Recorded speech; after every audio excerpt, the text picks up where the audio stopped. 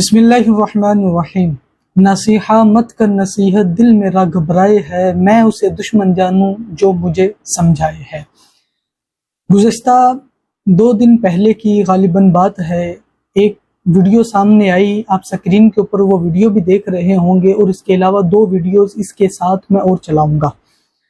सबसे पहली वीडियो तो एक साहिब हैं कि जिनका नाम मियां मंजूर अहमद वट्टू है। आप हवेली लखा का ये शख्स है और साबका ये गवर्नर भी रह चुका है।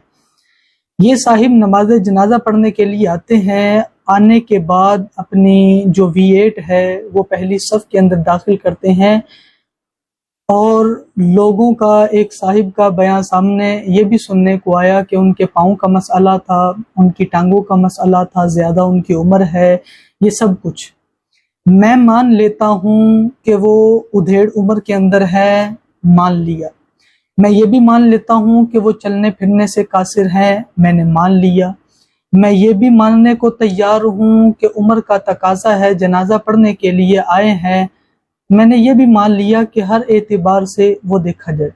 लेकिन शरीयत इस्लामिया इस बात को नहीं मानेगी। ठीक है, वो क्यों नहीं मानेगी?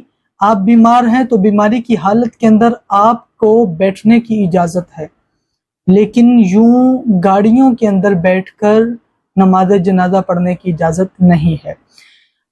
आप ये देखें ना कि ये अरसा दराज से बीमार हैं। एक शख्स है कि जिसके पास V8 है, क्या उसने व्हील चेयर गाड़ी के अंदर नहीं रखी होगी?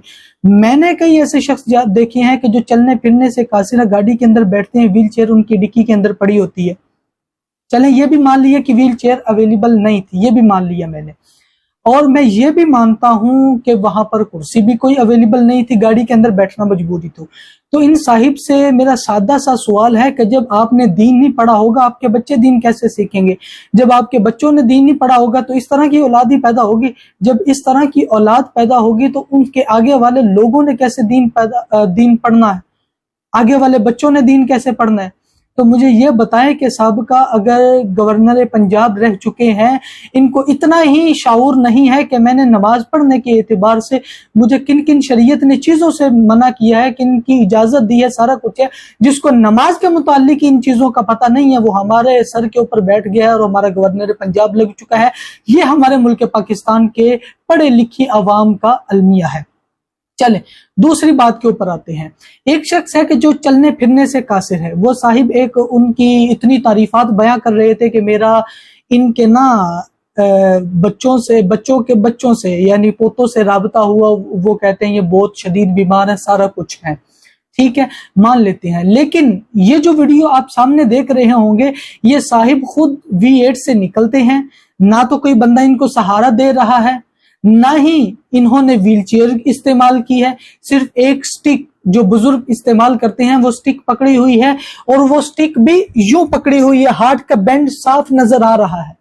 अगर ये साहिब चलने से कासिर है, उस स्टिक के ऊपर जोर देते, यूं ये जो बाजू है ना ये बिल्कुल सीधा रहता, ये बाजू सीधा रहता तो पता चलता ये चलने से कासिर है। अगर ये चलने से कासिर होते, कोई साथ इनको कंधा देता, कोई इनका हाथ पकड़ता। लेकिन ये साहिब घर के अंदर जा रहे हैं, घर के बाहर V8 खड़ी हुई है, घर के अंदर तक पैदल खुद ही तशरीफ लेकर जा रहे हैं।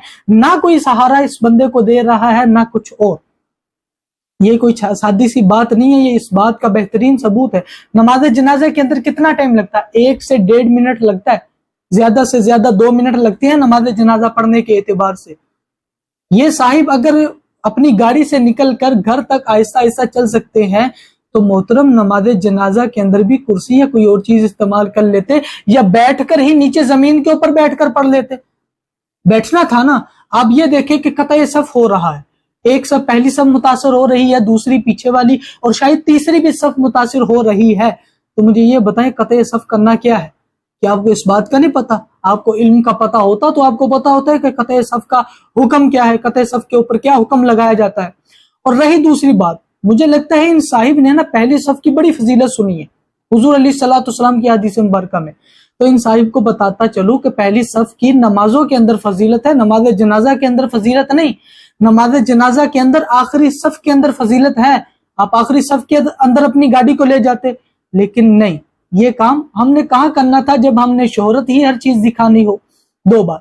ایک اور بات کرتا چلو، یہ صاحب کچھ دن پہلے یہ باہر سے آتے ہیں، غالباً فرانس سے آتے ہیں اور ملک پاکستان کے اندر آ کر نماز جنازہ ادا کرتے ہیں اور دیگر معاملات کرتے ہیں۔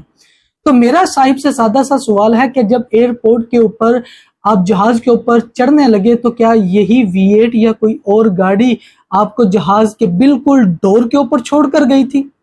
میرا آپ سے سادہ سا سوال یہ ہے کہ جب پاکستان کے اندر آپ ایئرپورٹ کے اوپر لینڈ کیا، جہاز سے باہر نکل لگے، کہ جہاز کے دروازے کے باہر ہی V8 کھڑی ہوئی تھی کہ جس کے اوپر آپ بیٹھے اور فوراً سے نکل کر یہاں پر آ گئے؟ اگر ایسا نہیں تھا، کوئی گاڑی وہاں پر نہیں جا سکتی، تو سادہ سالمیہ یہ ہے کہ یہ سب ڈرامے بازی ہے۔ یہ سب کیا ہے؟ ڈرامے بازی ہے، کہ جو دین اسلام کے اندر نئی نئی چیزیں آپ دکھا رہے ہیں۔ آج کا یہ ان کے اوپر سوال نہیں ہے، یہ درد صرف ان کے اوپر نہیں ہے، یہ درد ہمارا اپنا بھی ہے۔ وہ کس طرح کہ ہم نے اپنے بچوں کو دین نہیں سکھایا۔ جب اپنے بچوں کو ہم دین نہیں سکھائیں گے، جب وہ بڑے ہوں گے تو ایسے ہی بلنڈر کریں گے۔ جب ایسے بلنڈر کرنے والے موجود ہوں گے تو یہ آگے بچوں کو کیا سکھائیں گے؟ جب ہم نے اپنے بچوں کو ٹک ٹاک کے اوپر ریلز بنانے کے اوپر لگا دیا ہے، اپنے جسم کی نمائش کرنے کے اوپر لگا دیا ہے، سارے معاملات کرنے کے اوپر لگا دیا ہے، تو کیا ہوگا؟ آپ دین سیکھیں گے، دین کے متعلق باتیں سیکھیں گے؟ جب آپ نے صبح ہوتی ہے، شام ہوتی ہے، عمر یوں ہی تمام ہوتی ہے، آپ نے وہی کام کرنا ہے کہ صبح اٹھنا ہے تو علماء کرام کے خلاف باتیں کرنی ہے۔ یہ دین ہمیں کیا سکھا رہے ہیں؟ دیکھیں جی، مولوی کا یہ کام ہے، یہ دیکھیں مدارس کے اندر بیٹھنے والے یہ کام ہے۔ آپ نے کبھی ان کے پاس گئے ہو، دین سیکھا ہو؟ تبھی تو ہے۔ جب علماء کرام سے آپ دور رہیں گے تو کہاں کا علم آپ کے پاس ہے؟ کون سا علم آپ سیکھیں گے؟ کون سی حدیث کے تحت آپ نے یہ کام کیا ہے؟ تو لہذا آپ اپنے بچوں کے اندر علم دین حاصل کریں، اپنے بچوں کے اندر علم دین پھیلائیں، خود علم دین حاصل کریں، اور اس طرح کے جو بلنڈر ہے نا، ہاتھ جوڑ کر معافی مانگتا ہوں کہ ان چیزوں سے باز رہیں۔ امت کو اور چیزوں کے اندر متعارف نہ کیا، نئی چیز آپ نے متعارف کر دی، کل کوئی اور آئے گا، کل کو کوئی ہیلی کاپٹر آئے گا، ہیلی کاپٹر کے باہر نہیں نکلے گا، کیوں جی حضرت وہ باہر گرمی تھی، اندر اے سی کی ٹھنڈی ہوا چل رہی تھی، تو لہذا باہر وہ کیا اسے کہتے ہیں، دھول مٹی بھی اڑ رہی تھی، تو ادھر ہی بیٹھ کر ہم جنازہ پڑھ لیتے ہیں۔ یہ چیزیں کل کو وگرنہ آگے سے آگے جائیں گی۔ اگر ہم اس چیز کو نہیں روکیں گے تو یہ آگے بڑھے گی۔ ایک صاحب کا بیان سننے کے اندر آیا، دیکھیں جی علماء کرام نے فرعون ہی بنا دیا ہے۔ ہم نے فرعون کہاں بنایا ہے جی؟ ہم نے تو بس سادے سے کچھ سوال کیے ہیں اس ویڈیو کے اندر، ان کا جواب دے دیجئے۔ ہم نے کہا اس کو فرعون بنایا ہے؟ شریعت اسلام جب بیٹھ کر نماز جنازہ یا کوئی اور نماز پڑھنے کی اجازت دیتی ہے تو V8 کے اندر بیٹھنے کی کوئی فضیلت نہیں ہے۔ اگر دوسری بات، نماز جنازہ فرض کفایہ ہے، ایک بندے نے پڑھ لیا، سب کی طرف سے ادا ہو جاتا ہے، اس اہل علاقہ کی طرف سے ادا ہو جاتا ہے۔